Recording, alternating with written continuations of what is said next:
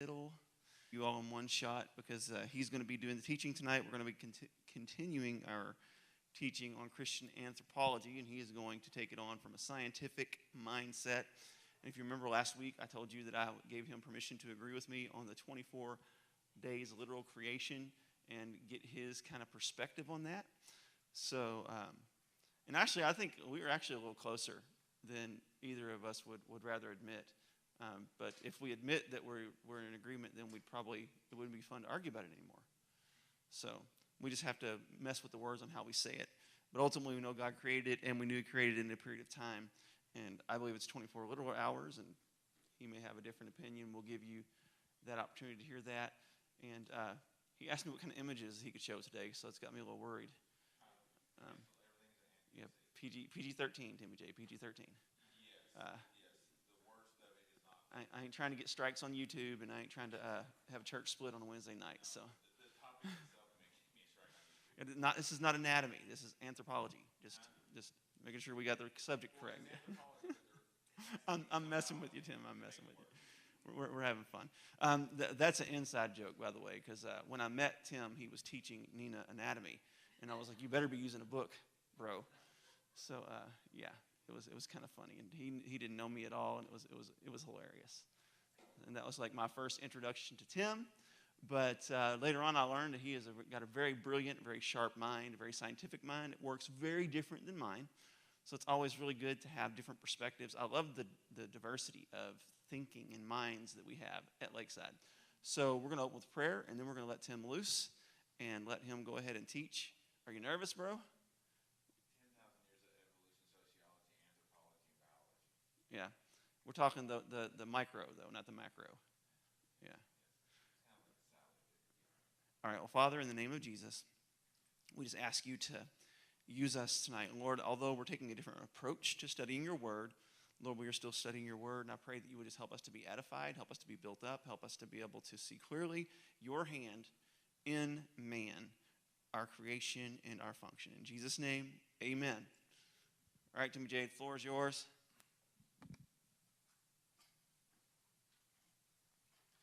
Tonight, I will definitely have a stool. I will stand some, but I will probably do some heavy things to discuss tonight. Yes, it's an anthropological approach, but as it is human development, okay, this chair will be okay. All right. We do not want a comedy show tonight. All right. So, in anthropology, we're studying humans, how they have developed, evolved over the course of history. First of all, let me reiterate that I am an absolute creationist. We have one God. We have a written biological program within us that is impossible to occur by accident. I've studied, my major course of study has been genetics and subcellular mechanics for quite a few years now. And as such, I will begin tonight. I do have slides, and we will talk basically men, women, boys, girls. How do we get there? What makes us male? What makes us female? Why is there a difference? Why is the world possibly so confused by the fact that there is male and female? Even with amorphologies and situations that are atypical, we'll see that there's still a basis of male and female. We just have a programming error, whether it's in actual programming or whether it's in the ability to read and process the products of that programming. And we're going to get in all that. So what are boys and girls made of? And that is cells, codes, and puppy dog tails. I kind of did a bit of play on words. We are multiple trillions of cells walking around in a semi-impervious layer of skin that keeps us all together. We have a brain that uses 33% of the energy we consume just for us to be us, which by biological standards makes it extremely wasteful. If we were going to say that, well, biology follows a pathway of most efficient, we would not have to hunt our food back, say, in Native American days where you're hunting with bows and arrows or driving buffalo off cliffs. We wouldn't struggle so hard to feed a 33% brain if there was no reason to have a thought process, no reason to have a higher intellect, no reason for us to be who we are. And because of the fact that we consume 33% of our calories just to function our large brain to body ratio, we would be very, very wasteful. The better call would be giant amoebas floating around in water, consuming and using everything that they consume to grow and propagate and reproduce themselves. Not the case with humans. We don't match the biological protocol of most of life on Earth. We have a bigger brain and use more energy to operate it than any other thing on Earth. All right, next slide, please. So when we become boys and girls, everybody, and that's it for that. Okay. When we become boys and girls, all happens in the very, very beginning. Oh, dang, it was held on by... A twist tie. a small grade. Yeah. Thank you, Pastor. Mechanical. At least it didn't become a full comedy show tonight. Yes, it was held on by the smallest wire tie I have ever seen. Less than like 2 or 3 gauge. Okay. Now, male and female, we begin as gametes. The woman's egg in a human being is the largest cell in the entire human being. The sperm of a male is the smallest cell of a human being. Let's go on to the next. All right. If a male sperm fertilizes an egg, you have X, Y, Y being the male chromosome, X being the female chromosome. The 2 chromosomes up there, anybody tell me which one might be X and which one's Y? The one that looks like an X is an X. Yep. And the other one's a Y. Yeah, the legless X. Basically, men, we got the short end of the stick when it comes to chromosomes, literally. If there is a disease on a Y chromosome, it is usually way more devastating and prolific because we don't have a backup leg. Females have the double X. They have 2 extra legs. They can self-correct genes. That's why in the womb, in utero, males are 80% more chance of a miscarried or an inability for a fetus to become the baby to become full term. Males perish in the womb naturally more than females by a very large percentage. And that's because our Y chromosome in the beginning, during the early stages of development, is much weaker than the X. So women, you got us beat in strength right off the bat. And now, the reason why I have this up there is because a male sperm has to carry a lot less DNA than the female sperm, which means that its volume capacity, how much volume is inside the sperm, is so much less than that of a female sperm. As a result, the female sperm holds more ATP, the energy molecule. It can swim longer. It's slower because it's heavier, but it swims for up to 3 days longer than the male sperm, which kind of peters out in energy and doesn't make it. So if insemination occurs closer to ovulation, it's more likely to be a male child. If it occurs a little bit before ovulation, the males are all tired out, the females are still swimming, and often you'll have girls. So if you ever wanted the mystery of that, a lot of it is just what time insemination occurred versus ovulation. All right, next slide. Okay, once the gamete is fertilized, we begin developing. This is the internal structures of what happens during early development. I know this is anthropology, but this looks more like biology, but anthropology and biology are one when it comes to early development, how we begin, why we developed ourselves, why the Lord developed us as male and female. If you look at the top there, in the beginning, we got a cloacia, much like a chicken embryo has a cloacia too when it's early in the egg. It's a single opening that feeds all the tubes. Well, in one pathway, we have the Mufurian ducts. They degrade, and the other pathway, the Wolffian ducts degrade. If the Wolffian ducts degrade, the internal tubes become fallopian tubes. You get ovaries, you get uterus, you get a female. If the other pathway is taken, the internal tubes are dissolved. The external tubes that will eventually drop down through the lingual ducts into the scrotum of the male, it becomes a male. The genitalia, especially the gamete producing gonads, they go to the external part of the body, and you have what we consider a biological male. And that's based on nothing more than, next slide, hormones and folds. This gets, yes? In that previous slide, At what stage of development is that happening? How early in development? The next slide will explain that better. Next slide. All right. So, okay, we're going to need one probably tonight. We need it every Wednesday, but all right, 7 to 8 weeks. From insemination to 7 to 8 weeks, we are indistinguishable, cell by cell. But then something magic happens at the end of that. Because of the Y chromosomes, a type of hormone is produced. That hormone is called dihydrotestosterone. Basically, it's a very potent form of testosterone. It comes from early developmental cells, only created by Y chromosomes. When the cell is saturated in that hormone, or the early gamete, the cells start differentiating. The genitalia folds become more internal on the female side. You can look, the glans is the tiny red thing at the top. And the closer you get to completely developed at 12 weeks, by 12 weeks, the gender is completely set in place. You can see that. How many weeks? 12 weeks. In 12 weeks, all folds are either closed in and became external genitalia, scrotum, glands, penis. Yes, you're going to hear certain words here. That is human biology. And in the female opposite, you have ovaries, uterus, cervix, labia,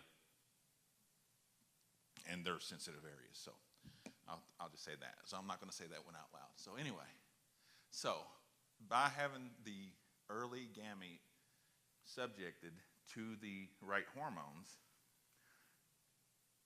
to be a male, then the male traits develop.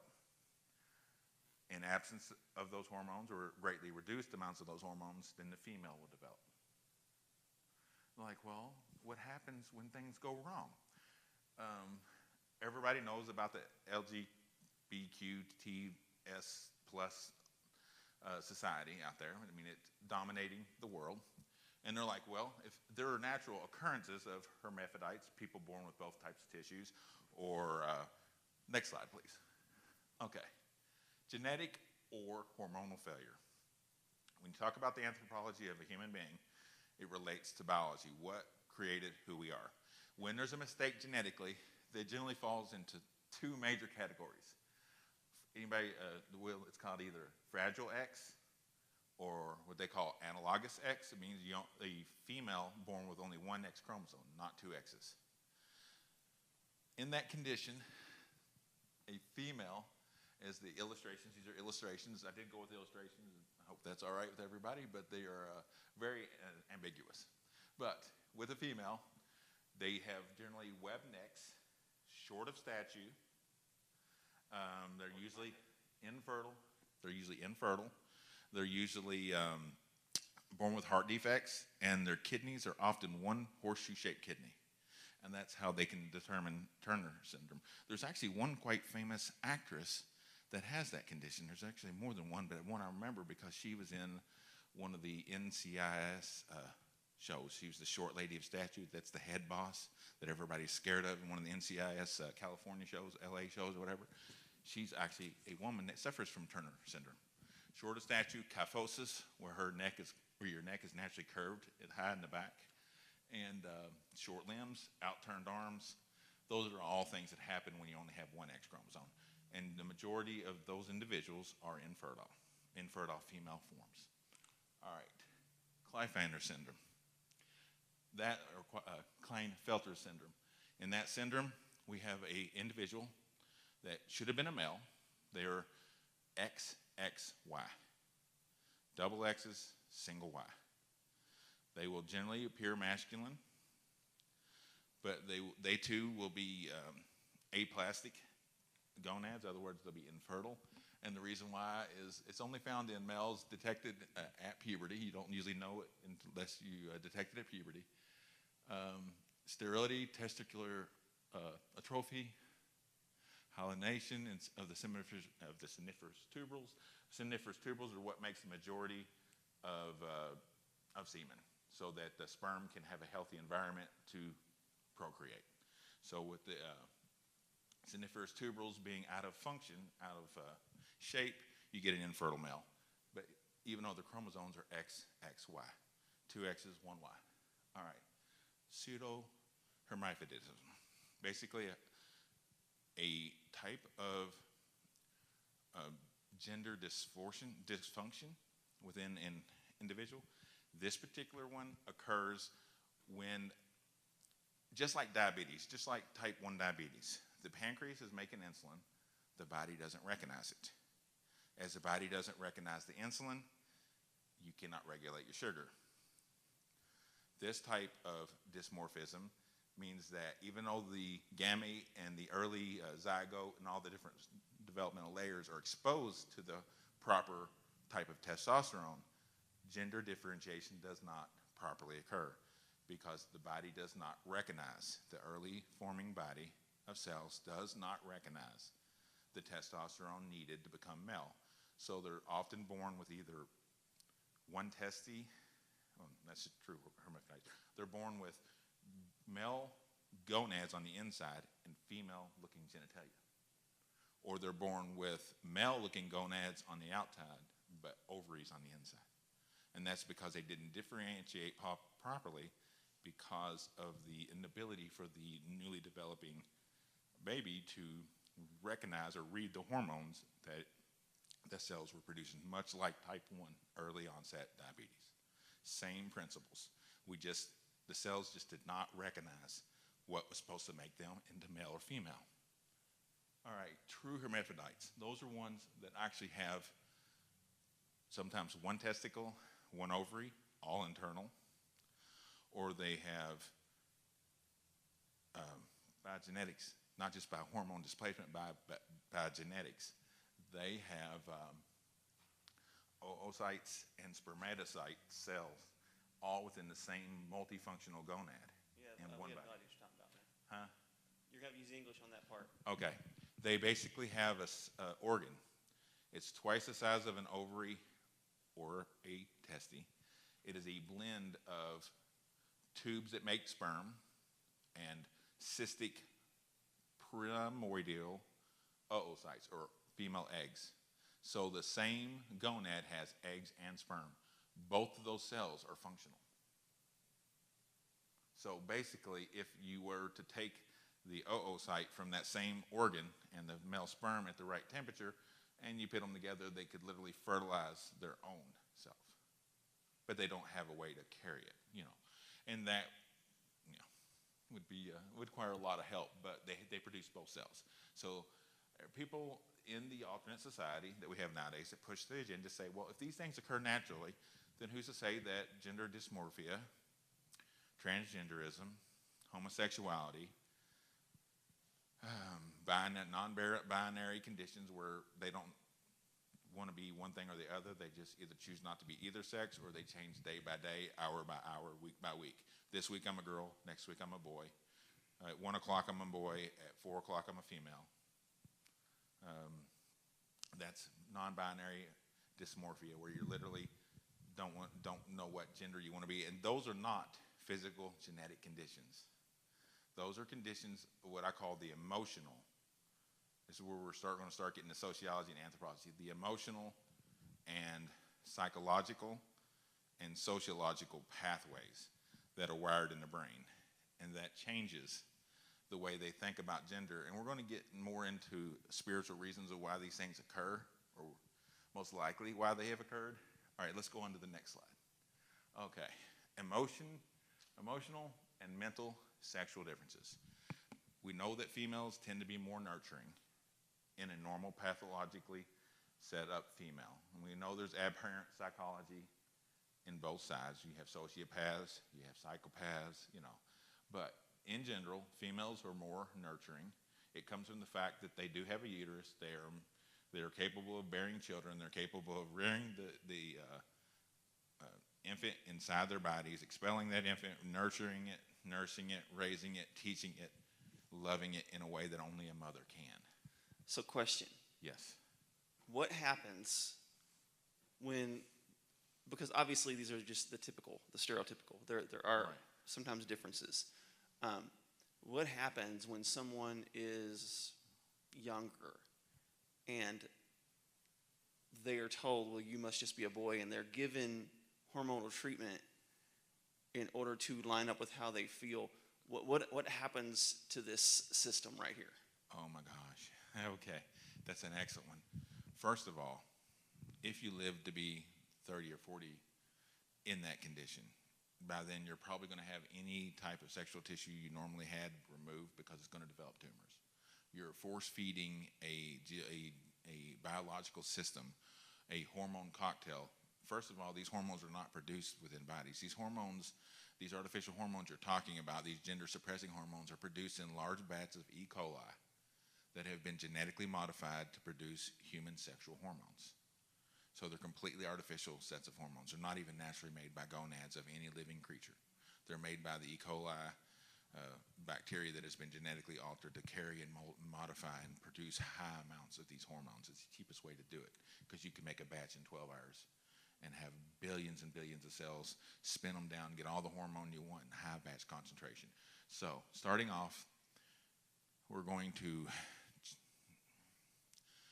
the body wants to develop as the genes tell it to. Remember, we are biological entities. We have a 4-code ACGT program written into our DNA that tells us that we are male or female.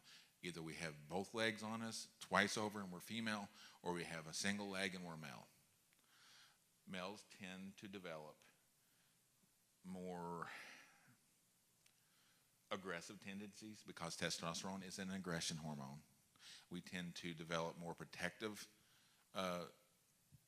stances, but when you force a child and you mutilate them surgically, and I'm not necessarily even talking about surgery. I'm just simply talking about the hormone suppression. The hormonal suppression by itself is right. What does that do to this system here? That right. The at 12 weeks in the womb, when the baby never had a chance to talk to anybody about what it felt, as ridiculous as that sounds, it's the easiest way to say this. We already either have a full set of male gonads or a full set of female gonads. You're not changing that. XX, XY in the womb, from fertilization to 12 weeks, has already laid that down hardwired. All you're doing now is trying to force what is naturally normal for that genetic set in that group of cells to not occur, or to occur in an abhorrent or atypical manner. So now you're trying to, the gonads are going to start shrinking because they're going to be giving them massive amounts of androgynous testosterone blockers. They're going to give them massive amounts of estrogen and massive amounts of progesterone and female hormones that are going to cause their gametes to start shrinking. When the gametes start shrinking, they will naturally start developing microtumors, and they will eventually need to be removed because you're going to create testicular tumors. You are force feeding a system trying to suppress testosterone, and when you put androgynous hormones to drop the testosterone production, it's basically like you're just icing the early gonads and you're stopping them and you're beating them chemically, continuously, to prevent them from doing their job. And so you're creating biological, hormonal, and eventually mental havoc on that individual. And the image on the right, where it's showing the pink and the blue, and it's showing a lot of those people would say that those are societally informed rather than natural to the male or the female. And there are some of them you see crossover. There are girls that like sports, and there's boys that like dolls and different things like that. And just what's your thoughts on that? And then that's my last question. I'll be done. The key word there is traditional gender stereotypes. Some of the best engineers that we have are females. Some of the best doctors that we have, the pink and blue, right. Doctors that show in blue. Some of the best doctors I've ever dealt with were ladies, okay? So, but if you look at the percentage of male doctors versus female doctors, as an arch, you'll see that most doctors tend to be male, but females make excellent doctors. A lot of this is stereotypical. There are great female mechanics, female welders, female engineers, female, everything up there pretty much. But when we look at the muscle power, overall muscle power, the world's strongest man will always be stronger than the world's strongest woman. It's just a natural biology, the musculature, the ligament to muscular ratios, the bone density, upper and lower bone density, and the way that the testosterone fuels the muscles, the vascular system, and the skeletal systems. And I think we've even seen with transgender sports that even the moderately successful man can be dominant in women's sports. I have a slide dedicated to that. Yeah. So I'm going to be covering a lot of this stuff. So I apologize in advance. First, I'll know that Jesus Christ is my Savior, and I am a scientist by nature too. And a lot of people in the scientific world look at me like I'm crazy. How can you believe in that hokey? And then there's a lot of people in the religious world, of the world of faith, that would say, how can you believe any of that science? How can you believe that the earth is old? And we'll get into all that later. If I got time, we'll do the cosmology. But this alone, like I said, is going to take a little bit more time. But hopefully I can get it all done. I'm sure I can. How are we? That's one bad thing is I cannot see the clock there. 7:27. Okay. About 45 minutes. Okay, we can knock this out. Well, we get it done. But anyway, if you look at just like things emotional, men are taught not to cry. Sometimes men need to cry.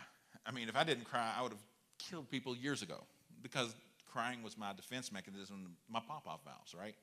But I'm not your typical macho man, you know. But, you know, I never cried when I dropped a heavy weight on my foot, or I smashed a nail with a fingernail with a hammer and knocked it clean off my hand. You know, I didn't cry for things like that. Mine was a different type of cry. But generally, guys are less emotionally affluent. We're not going to show our emotions as often because we have to be, you know, stoic by nature. And it tends to come from also the testosterone response when you're talking about sociology or the psychology of a male. So if you look at the nurturing part, women are more nurturing. They're more emotionally volatile. There are a lot of emotionally volatile guys out there too. But we're looking at an overall archetype, not every individual on earth, okay? So I'll take it with that. But yes, a lot of this is crossed over.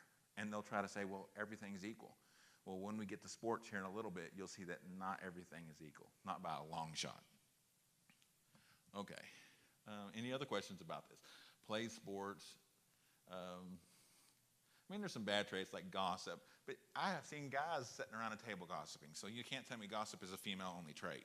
It's just, it tends to be a stereotype that females are more involved in the gossip groups, especially if you've seen old, I'm going to leave it there. Just say old circles in churches and stuff where the women were all talking about other people and things like that. And it's happened in a lot of different types of churches, and that's of all denominations and all faiths, and we'll leave it right there. All right, any other questions on this, Pastor, or anybody else? On typical roles of nurturing versus being a protector, a provider versus being a homemaker. Women, my wife makes more than I do, has for years. I've been injured and had to go through a lot of things to get better, but you know, that doesn't make anything apparent about anybody's relationship. It's not about who makes more or less. It's about the role that we choose to take. Are you willing as a man to be the spiritual leader of your household? Are you willing as a wife to submit? Things like that. And, you know, it does work out. At first, it can be hard, but it does work out. And if you read your word and you get in your prayer closet and you allow the Lord to work on you, it will work out. So, just saying. Any other questions about any of the things up there? Like I said, these are often stereotypical. Women make great engineers, great doctors, great. They can even make good battle plans if they want to in the military. I don't think they should be putting foxholes with men. I think that can cause a lot of problems outside of just issues of strength and versatility. There's a whole lot more issues, and it's psychological when you're pitting people out in the middle of the field, isolated in battle situations. It's another whole animal, and I could get shot down for that, but it is what it is. You didn't see the Greeks and the Romans and even the French and the Peloponnesian War and all that. You didn't see a whole lot of women on the battlefield with them. They were usually the nurses. They were the ones taking care of the wounded. They were the ones making sure soldiers got their mail and all that kind of thing. But once again, I'm all about equality when it comes to male and female. But there are certain roles that men will naturally be better at, and there are certain roles that a woman is naturally better. And that's biological. Right. It's mental, emotional, and biology. It's not any one of the three. It's a combination of all three. It's how the Lord mapped us and made us. He made us unique and individual so that we could get his creation under dominion together. And we all have roles and reasons and responsibilities and ways of doing that. Okay, so we can go on to the next slide. No questions on this so far? Okay. Boys and girls choose different types of toys. There are parents now that have tried to raise their children completely aplastically when it comes to gender and their mental and sociological capacity.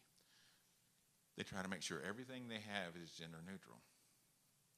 When these kids are allowed to just grab any toy they want, women naturally tend to, or young ladies, they're not women at the time, young females, tend to go to things that are more nurturing. Baking sets, Barbie dolls, baby dolls, brighter pastel colors. It's just a natural response of their sociology and their biology and their psychology. And it happens even if people try to isolate their kids from any bias either way on gender, they still drift naturally to these functions because it's biological, it's psychological, and then later it's sociological and anthropological. Those things all come together to create us who we are. But even trying to isolate and create an amorphous sexuality, they still drift one way or the other. What their chromosomes are telling them, what their hormonal pathways are telling them, what their brains are screaming at them.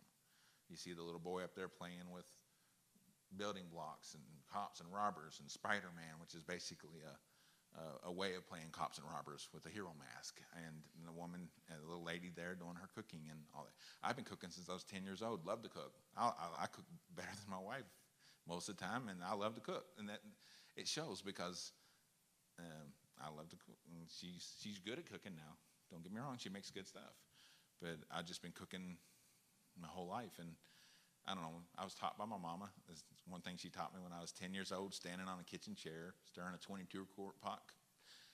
I couldn't make a batch smaller than 20 quarts for the first 3 years of our marriage. We had so many leftovers because I was raised with a family of 7 kids, 2 adults, and half my cousins and neighbors would eat there too. So 22 quarts it was, everything, because that's how I cooked for years. But I love to cook. Atypical. A lot of guys like to barbecue. If you look the way we do cook, often men tend to barbecue and use fire and grill and or use an iron skillet, things like that. And ladies tend to do more of the baking type cooking. If you look at, even when you cross roles, the way they prefer to do things is usually different. Mm-hmm. So that's another point. Okay, we can go to the next slide now. Okay, skeletal and zonal dimensional differences. Nina, you want to come up here real quick, if you don't mind? No, I just wanted to, okay, anybody. We'll just look at my pictures here. All right, if you look at the guy, naturally broad-chested, and the female is naturally narrow-chested. Skull on a man is larger. Takes a bigger head to get hit by clubs and claymore swords and defend people in battle and all that. So we developed thicker skulls as males because we'd like to bludgeon each other. And, that comes from the early days of war. If you don't believe me, look at pictures of early Neanderthals and look at the battles that the early Scots did and the early barbarians and the Huns and or even the Mayas, the Incas, African tribes. Everybody liked to bludgeon themselves. So the men typically developed larger heads. It's easier for impact. Basic protection of the brain. No brain, no function, right? All right.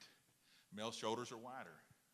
Once again, you have to be strong if you're going to defend your family or your clan or your tribe or your group of people from attack, from invasion, tilling the earth, things that take a lot of energy and strength. It creates a wider girth of the chest.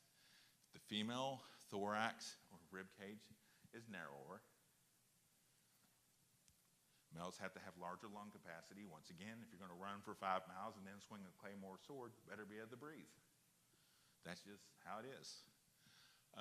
Female pelvises are wider. That's obvious. You cannot pass a baby through a narrow pelvis. So the D-angle of a female from femur to pelvis connection is going to be at a different angle to allow for childbirth.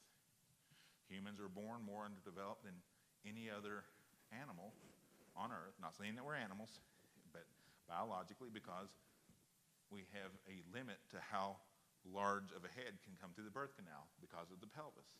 So the brain can't be very, as highly developed at birth as it develops in the first 3 months. The brain just massively grows in the first 3 months of life because the head is just rapidly expanding. All the bones are still fluid, and they allow for good cerebral expansion. So, males have longer arms. Once again, swinging spears, shooting bows, swinging swords, you're going to grow longer arms. You're going to grow longer arms just by the task that it took to survive for the 6,000 years of biblical history. Ever since Cain slew Abel, we've been whacking at each other. It requires this anatomy and physiology to get that job done. The oblique slant of the femur, more pronounced in the females. You can look at the angle at the female femurs reach. The hips is definitely wider for childbirth than a man's. The legs are longer in males. So, no matter how a female or a male mutilates themselves with hormones and surgery, their skeleton, unless they debone themselves like a fish and put a female skeleton in, they're still male. They're still XY. They still are going to have a higher affinity of accepting testosterone. Those pathways are put in the first 12 weeks. Their bodies are still going to recognize and utilize testosterone better than a female's because their cells were developed that way genetically from fertilization to 12 weeks. It's indefeasible. You can't change the program that was written for us. You can make ourselves mutilated. You can have the glands removed. You can have openings cut and parts removed, but it's still not going to make you into that. And the suicide rate in the transgender and the community is 65% because they think mutilation is going to fix their spiritual, emotional, psychological problems, but it don't. Now they're sitting there with a mutilated body with the same mental, physical, and emotional problems they had before. And now they have a surgically destroyed sexuality that is no longer compatible with normal function. So not on top of being unhappy in the first place, they're now physically mutilated and unhappy. And it's a sad state of affairs. I mean, people, I have nothing against those that live that lifestyle. I have a sister that lives that lifestyle. Breaks my heart. I pray for her every day. But it, along with that lifestyle leads self-destructiveness, drug abuse, alcohol abuse, and even suicide. I've had to deal with all those emotions in that community with my own family. So I know. So I love them. But it doesn't mean that you're going to ever make me call them normal and that's how it's supposed to be. Because biologically, physically, emotionally, and spiritually, it is not. Okay. Are we good? The difference between male and female bodies? Sorry about that. I got to get my distance down here. I need to hit a line on my shirt. Leave the mic at that level. All right. Next slide, please. Why are naturally occurring sexual variants such as these in a God-ordered world? Why do people want to be male and female? Why do we have hermaphrodites? Why do we have pseudo-hermaphrodites? Why do we have Turner syndrome and why do we have Klinefelter syndrome? We have them because Romans tells us why we'll have them. Romans 1:26-28. For this reason, God delivered them over to disgraceful passions. Their women exchanged natural sexual relations for unnatural ones. The men in the same way also left natural relations with women and were inflamed in their lust for one another. Men committed shameless acts with men and received in their own persons the appropriate penalty of their error. And because they did not think it worthwhile to acknowledge God, God delivered them over to corrupt mind so that they do what is not right. Mind, body, emotional, sociological disruption. And it all came from idolatry. It came from worshiping deities, which are actually, I would put them in the category of above stronghold into principalities. Principalities of homosexuality, principalities of promiscuity, and principalities of child sacrifice. And we'll be covering that here in a bit too. But we bought the penalty. We messed up our own genetic code. It's been happening ever since we got kicked out of the garden. People doing things they shouldn't be doing, getting the things they shouldn't be doing. You get mutations. You destroy your own genetic code. God had to destroy the human race because of his wickedness brought on by genetic malformation. women sleeping with angelic beings, creating offspring that were hybrid that didn't have redeemable souls. Now we have a world of demons because of that. People not doing what they're supposed to be doing. It led us down to a spiritual darkness. It led us down to a physical disruption of our genome. We've created the ability to have hermaphrodites, the ability to have homosexuality, the ability to have atypical genetic chromosomes for male and female in our genome. Yes. So if I'm hearing you right, this is pretty fascinating. You're saying that this is not only just a result of the fall, but you're using this verse, and more specifically the line that says to receive in their own persons the appropriate penalty of their error. There's something that's happening genetically as a result of these behaviors as well. Yes. Look at the diseases passed on by homosexual to homosexual relations. Not talking about just the viral, the bacterial, and all that. There are mutations occurring. There are hormonal pathways being disrupted. The deeper somebody gets in that lifestyle, the more physically they alter themselves, even subconsciously. They're falling in line with the spiritual leader of that mindset, the stronghold that's been developed since the dawn of man, since prehistoric times. We're going to talk about those deities here in a little bit, just a little bit, because I'm typically one that deals with the science. I'll let Pastor and Dr. Norm deal with the spirituality, but I'm well versed in the spirituality. I've been under both of them, and we had chats about a lot of these things over the years. So, but yes, penalty of God, by us messing up, he don't make these diseases. He doesn't add cancers to us. We do it when we make things that are against his nature. So you put this in the same category as any sickness? Yes, cancer, psychopaths, sociopaths, any abnormal. I've had like 4 or 5 different psychology classes, and it all falls under the same stuff. It all falls under a misstep. And when we're not functioning as God intended us to function, it literally leads us down not only wrong sociological, anthropological, but mental, emotional, and spiritual pathways. Yes?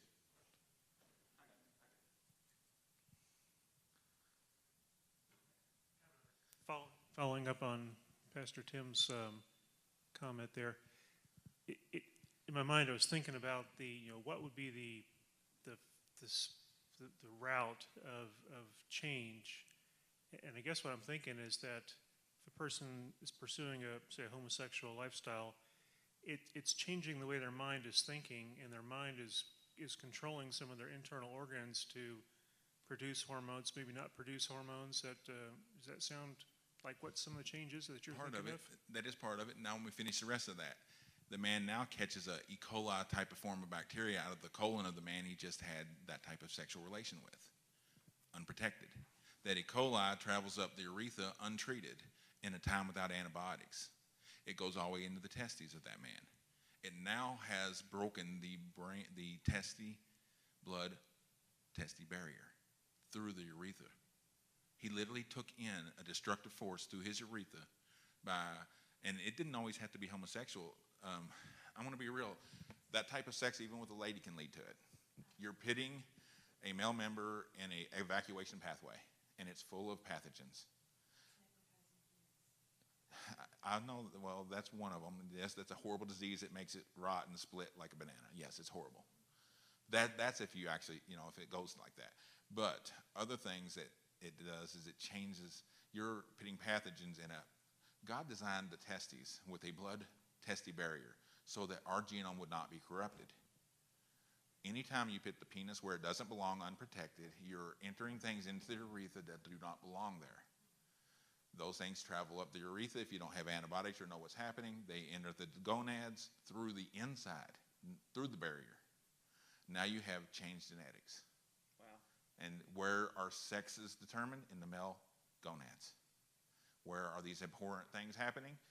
XX, X missing X, XXY. All sexual deviation can point back to sexual deviation. That's actually pretty fascinating. Think about it. You're exposing an area that's protected from blood. A blood-borne bacteria can't even get into the testes. There's a blood barrier. It's a white substance. It's very hard.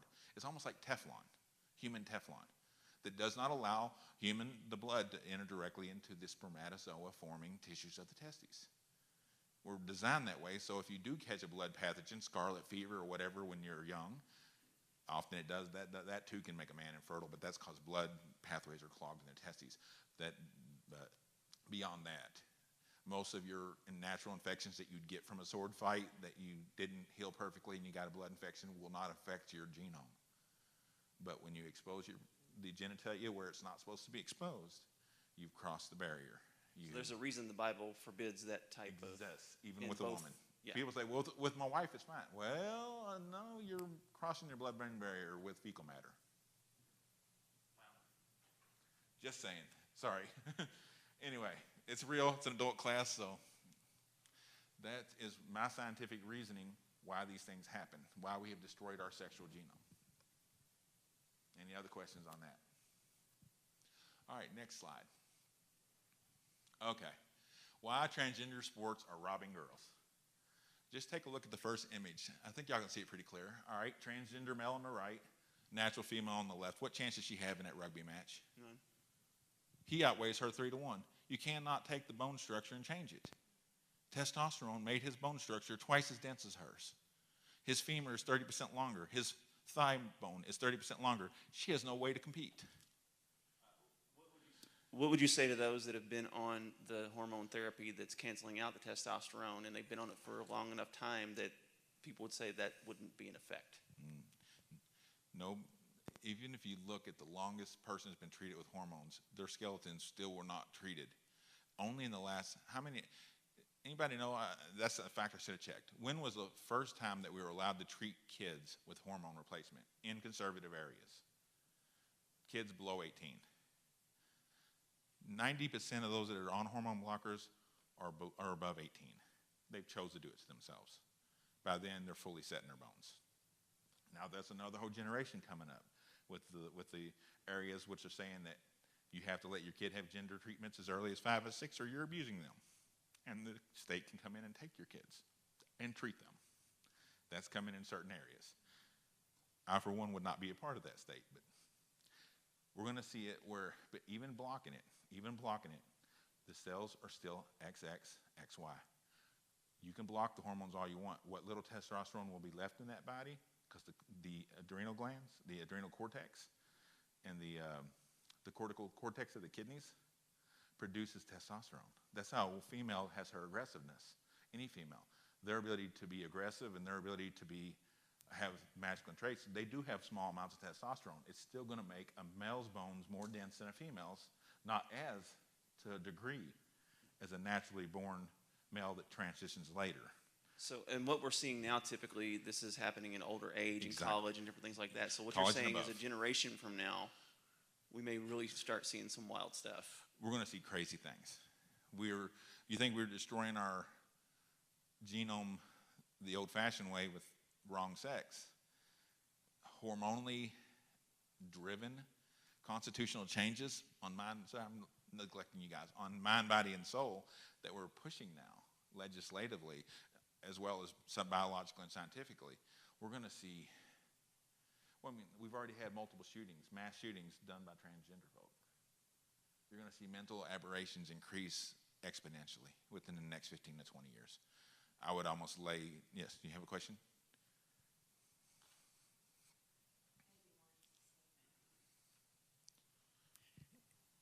So when a female goes through menopause, they tell her to stay away from the artificial hormones, hormone replacement therapy, because of the cancer that it can cause. Mm-hmm.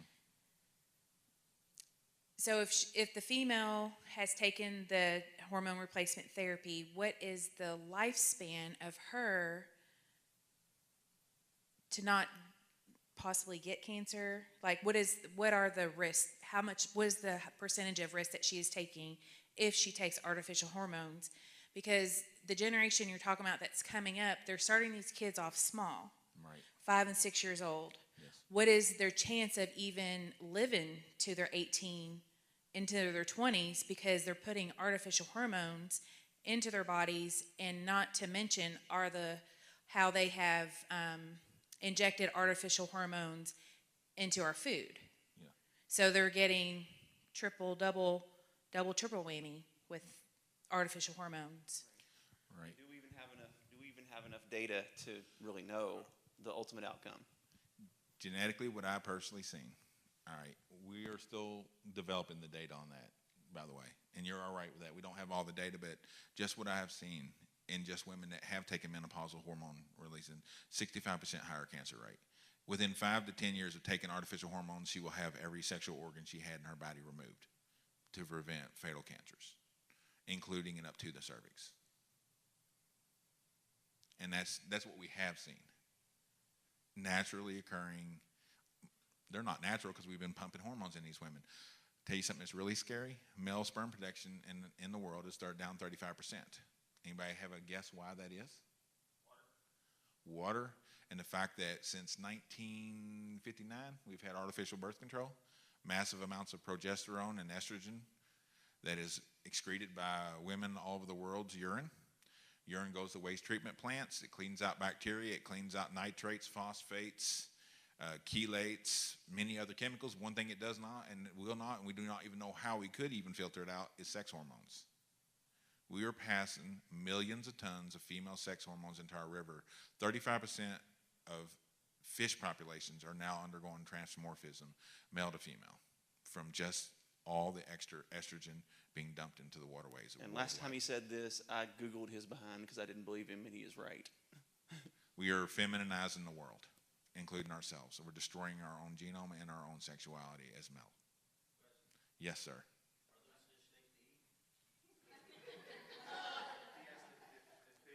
Are fish still safe to eat, he asked.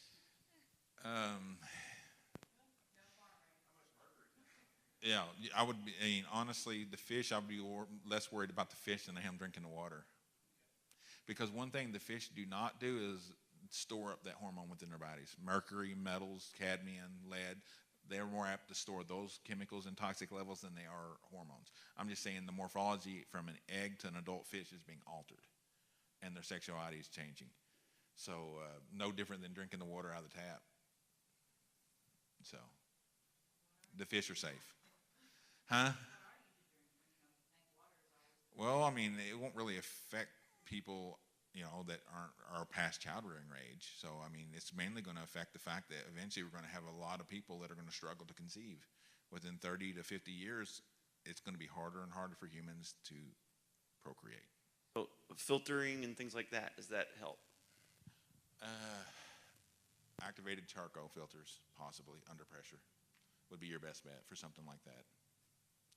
I prefer deep well water from aquifers to bluestone. That's why I love going out to the farm and drinking the water there. It's got 2 layers of bluestone. The water's been down there since Kentucky's been existing, before it was ever a geological or a political state. And it's been uninterrupted and nothing's entered it, especially stream water and all those things. So how am I doing on time? So this is, we've got 54. Okay, just got a few minutes, but we can continue. All right, but anyway, look at this. There's a transgender male swimmer there with the tattoo. I'm going to let you have 2 weeks, Tim, so you're good. Okay. Just stop whenever your time is up, and then we'll go in the next week. All right, no problem. You see a natural woman swimmer here on the CPAC to the right. We see a transgendered male swimmer right beside her. Look at the distance between her knees and ankles and that individual's knees to ankles. Look at the distance between his knee and their knee. I'm going to say their knee. I'm going to try to be somewhat politically correct here. Their knee and their pelvis, her knee to her pelvis. You tell me how she has a chance against a man, a transgendered female that was male, that's the proper terminology, that has 33% longer limbs and 20% better musculature as far as the weight of the muscles and tendon to muscle ratios. She has no chance. I mean, even a moderate male swimmer will outclock a woman 0.2 of a second easy because he's got longer bones and heavier muscles. Michael Phelps, broad chest, long bones, wide, big hands, world's best swimmer. 24 gold medals, I think it is, or 26, something like that. The most ever received by a swimmer.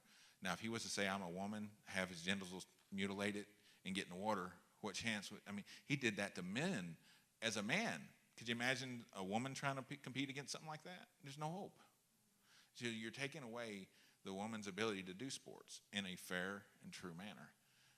The ratios don't add up. No matter how you hormone it, no matter how you mutilate the external genitalia, you're still dealing with female versus male. You can't debone somebody and give them a different skeleton. The skeleton was set into place at 12 weeks.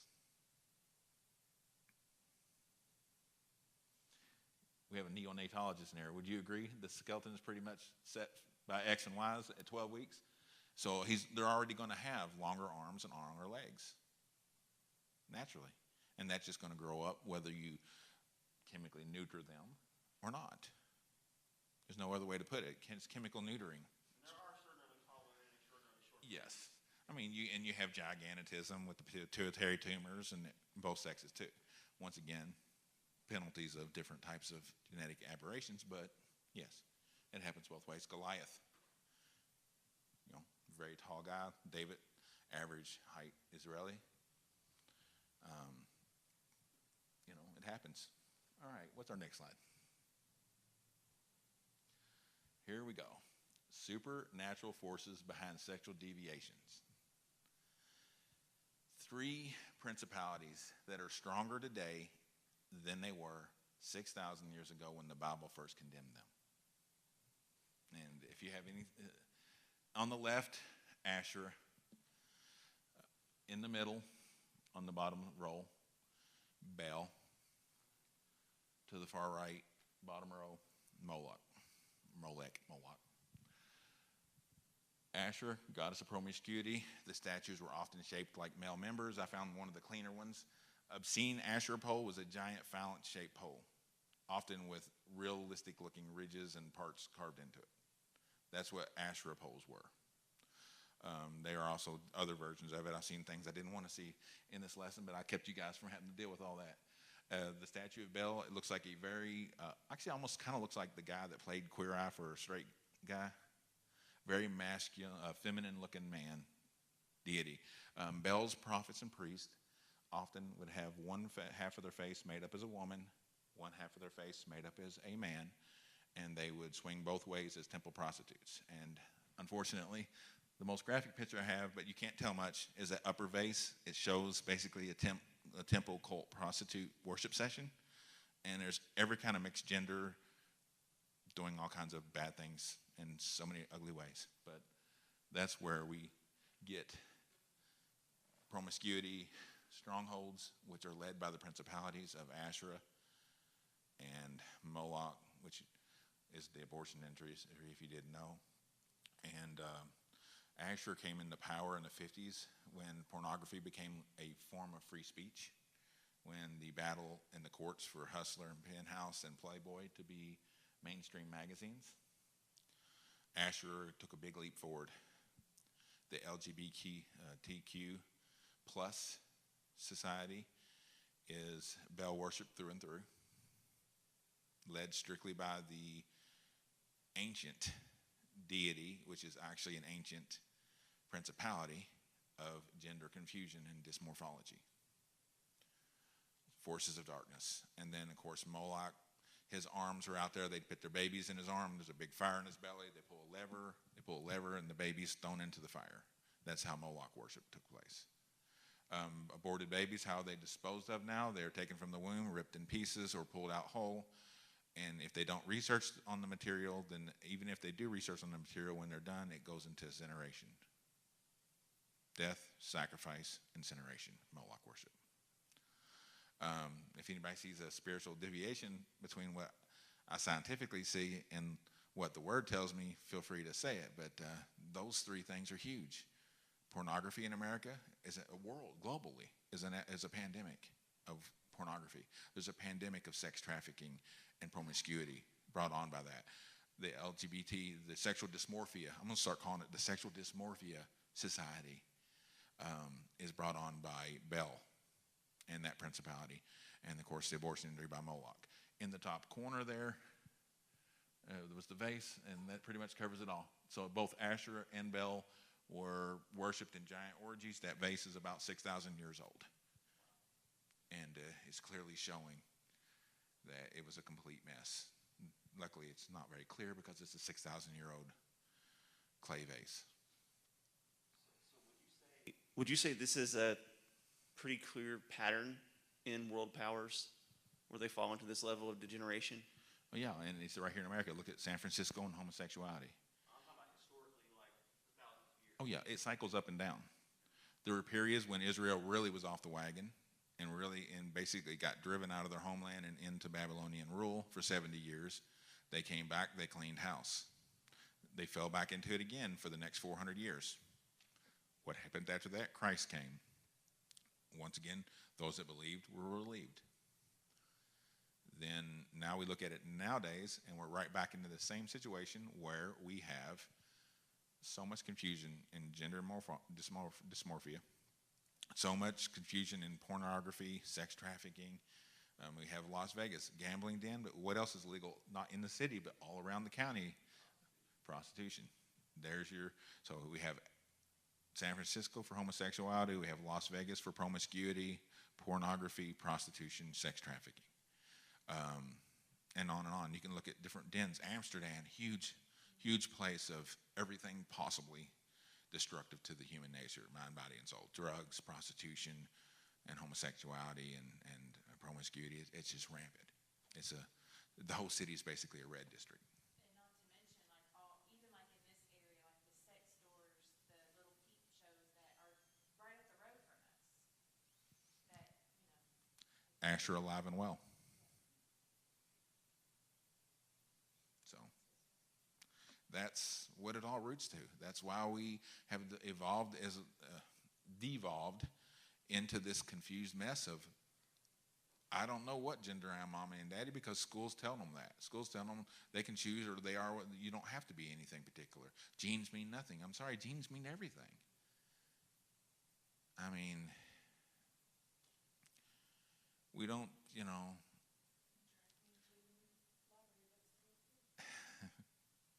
well, you can go on and on and on. I mean, the news is rife. That's why I haven't watched news in years. I pretty much get all my information from scientific journals, because I want to see facts and figures when it comes to that stuff, because everything else is just spin. But you're right, it's rampant, it's everywhere. I mean, it's obvious. Well, and it's being pressed by the main stream of information that's being given through our media, our movies, and Hollywood, and our government.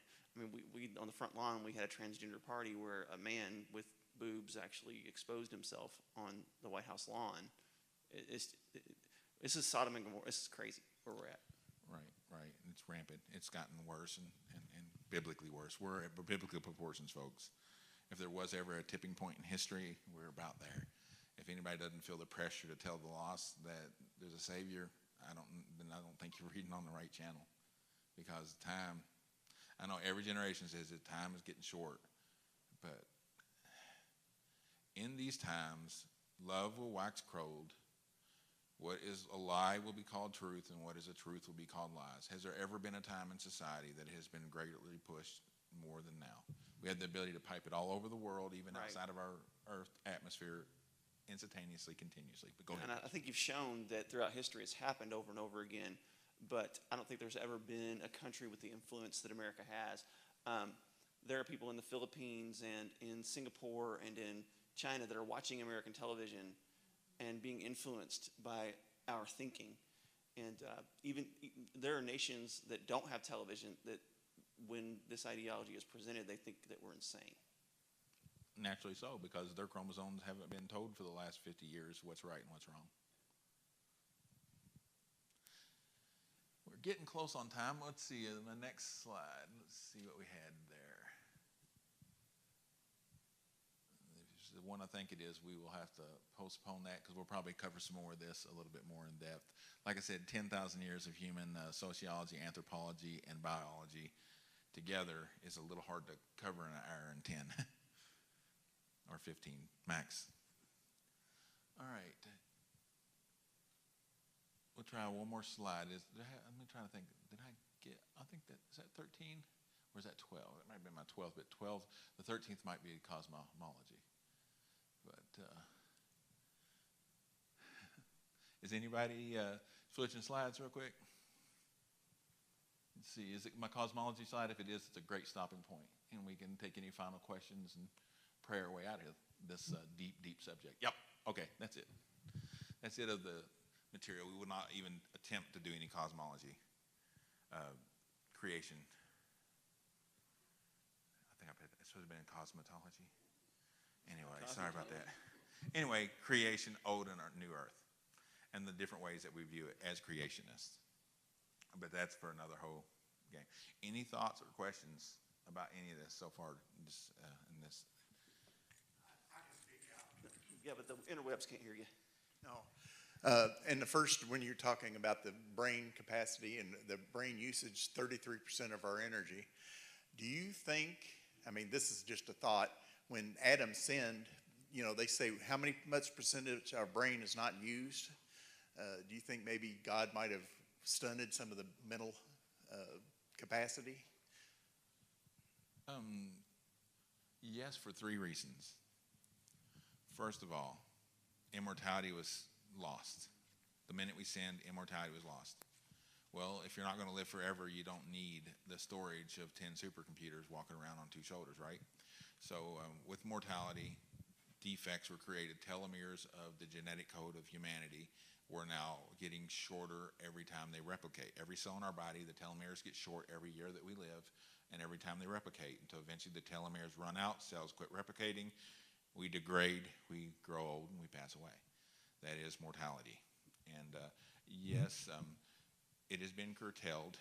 I believe that our mental capacity in the garden was infinite, just like our age acquiring ability was infinite. But with the fall comes imperfections. With imperfections comes improper genomes. Some of that, using only 5 or 10% of our brain, is because different parts of our brain do different functions. But the rest of it is those functions that we do use, they could be much more massive. And a matter of fact, there are some at genius level that fire more areas of the brain off at once. Certain types of chemically induced states of mental enhancement have increased the ability of brain capacity for short periods. But they can also cause hemorrhages and all that in the brain. That's why we don't do that kind of thing on a daily basis. But yeah, I would say genetically, we don't live forever. Our brain's no longer capable of carrying what they could in the garden. So yeah, that's a very good question. And I wasn't in the garden personally, but I would say Adam and Eve's ability to think. So you can just imagine how crafty the serpent had to be to just have a mind that was perfect. Yeah. Yes. Yeah. Well, he was immortal, so with immortality came a beautiful brain. Anybody else have any questions for Timmy J? All right, I know this wasn't a traditional way we do Bible study, but I do think it's very important that we hear from a scientific mind, and we hear, because what did we hear all the time in 2020 about COVID? Trust the science, trust the science, trust the science. Well, now in 2023, we're being told that the science doesn't matter. So when we look at these things from a scientific perspective and we understand how God made us, how God created us, and how the human body is supposed to work, and how these dysphorias and dysfunctions that a man or a woman would have, to where they may be a little bit of both genders, it's still not the same as someone saying, well, I think I'm a woman, or I think I'm a, and he mentioned non-binary, which is wild to me, to be non-binary. And then their pronouns are they, them, which we talked about a few weeks ago. The only time we see a they, them in a man is when they're full of demons in the Bible. Right. So to call them they, them is basically to say I can be anything at any given moment. I'm okay, like you said, at lunch I'm a woman, and at dinner time I'm a man. That's insanity. It doesn't, you remove the science, it doesn't even make sense logically. Now, there's a documentary I'm going to recommend that you watch. It is a little bit difficult to view for free, and I am not accepting this person's political view. Okay, if you've heard of Matt Walsh, you know he is extreme in some areas, but there is a documentary he has out called What is a Woman? It's about an hour long, and it's pretty wild. And what he does is he goes to doctors, he goes to people that identify as non-binary, and asks them that question. The whole theme of it is for get them to, and it's amazing the hula hoops they try to play to avoid answering the question. So then he goes to this African nation that doesn't have TV. They don't even know the language. He has to speak through an interpreter. And he presents this question to them, and they look at him like he is a nut. It's like, what are you talking about? What is a woman? So then they tell him what a woman is, and then he talks to them about what's going on in the Western world. And they're like, yeah, you guys are crazy. And he said, so would you be willing to move to America? And he was like, no way. It's very interesting. And I'll just leave it at that. Again, I'm not endorsing this person. I don't know anything about them outside this documentary other than they like to cause trouble, which, isn't always a bad thing. But it is definitely a fascinating documentary and just something that really gets you to put your head around this situation. Because why teach this in a church? Why talk about this in a church? Because there are churches falling for this con left and right. And we are not going to be one of them. Amen? We're going to teach sound biblical truth. We're going to teach sound biblical truth based on the Word of God. And then, should we have someone in the house with a scientific mind, we're going to utilize that scientific mind to show how God knew what he was doing. Right? And I think that's something that we learn clearly tonight is God knows what he is doing. It says in the beginning he created them male and female. 2 options.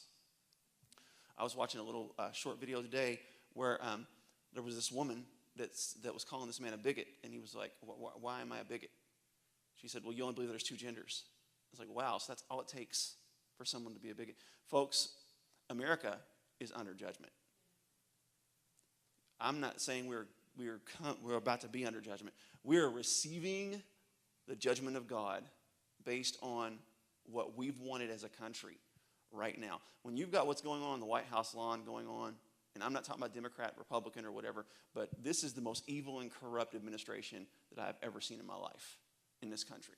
It is sickening what they're doing, pandering to people that have feelings that disagree with the science. So, my question is, do you want us to trust the science or not? Because you want us to trust the science, then, okay, I'll put on my mask, but, this also means that in areas where it's of theological importance and doctrinal importance that we go with the science as well. God is smart, and I would say that God has a brilliant scientific mind because he created science. So all these things that you learned today, the reason that we are teaching these things is because this is not where you're going to see more and more Christians deceived by this. More and more Christians falling into this trap. More and more churches. Folks, it's happening. Southern Baptist movement is blowing apart right now. The United Methodist Church is blowing apart right now over these very issues. And if you don't think it could come to a good old Assembly of God church, it can. And we have to teach. And we have to preach the truth. And we have to stick with the Word of God. And we have to, God's not dumb. God knew about science. And I'm really looking forward to hearing your angle on cosmology because you're going to have some different opinions of mine, but at the end of the day, we land in the same spot. Oh, yeah. And I think that's important. And I also think it's important that you hear some different points of view regarding how the earth was created because I am not a scientist. I'm a theologian. That's what I do. But anyhow, just kind of think on these things and be prepared for next week as we dive more into the cosmological side of things because that is anthropological in nature as well. Because we're made of the stuff that God made. We're made of the earth. So with that said, let's pray. Father, in the name of Jesus, Lord, help us to be rational. Help us to be sound in our thinking. Help us to trust your word. And Lord, help us to know that science is not your enemy. It is your creation. And when it's rightly applied and looked at with a set of eyes that's not out of whack, Lord, we can see clearly your hand in the creation of man and woman, in the creation of the earth, and everything that you do. And he used a big scary word a few times earlier today as well, evolution. And, we're going to give him a chance to talk about that because there's micro and macro, right? You do realize that evolution is a fact, but not the macro kind. So I'm assuming you'll probably talk about the difference between those two things next week. Yeah, that's all part of cosmology. Yeah. And, Oh, man, fasten your seatbelts. Next week's going to be fun. God bless you all.